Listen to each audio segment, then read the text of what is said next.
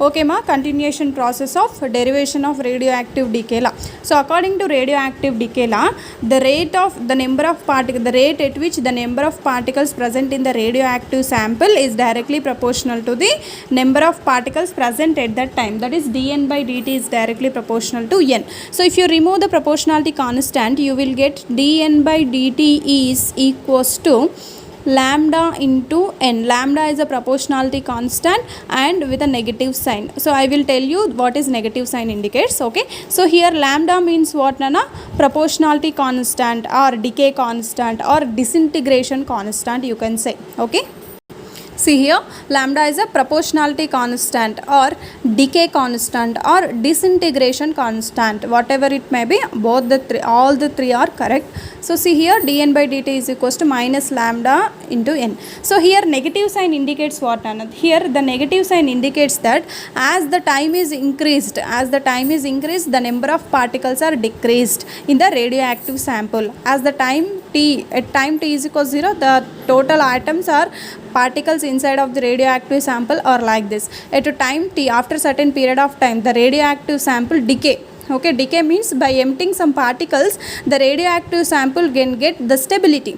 Okay, to stable itself, the radioactive substance can emit some particles. Okay, like this, after certain period of time, the number of particles, that is n of t, is decreased. Okay, the negative sign indicates that if the time increase, the number of particles are decreased. That is what about the negative sign indication.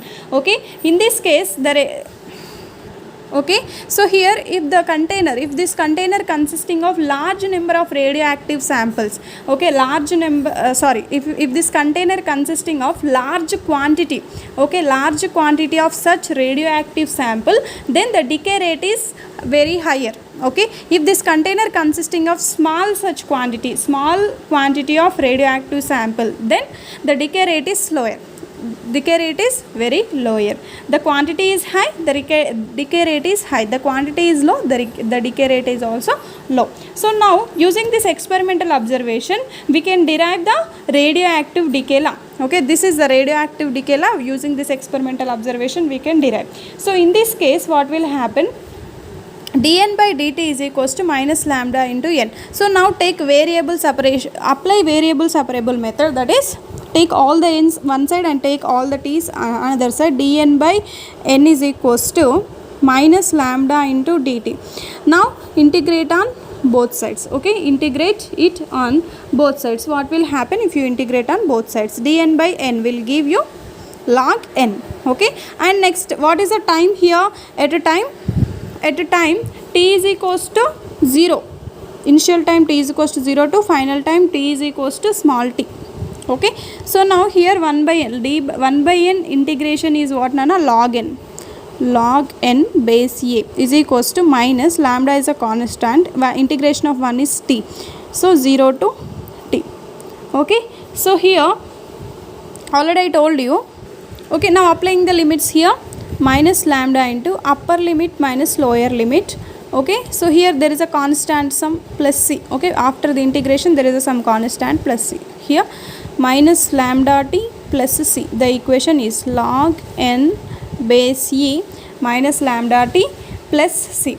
But already we know that at a time t is equals to 0, how many number of particles the radioactive sample contains? N is equals to n naught number of particles. Okay, now you substitute. At a time t is equals to 0, the radioactive sample contains total number of particles n naught. Now substitute this condition in this equation, that is log n naught base e is equals to minus lambda t is equals to 0 plus c. 0 into something 0, so that is log n naught base e is equals to c. What is the value of c? Log n naught base e. Now substitute substitute the value of c in this equation. Tell me, log n base e is equals to minus lambda t plus log n naught base e. Take n naught to left hand side, then you will get all the n's to one side. So that is log n minus log n naught, that is log a minus log b, that is log a by b. Log n by n naught is equals to minus lambda t.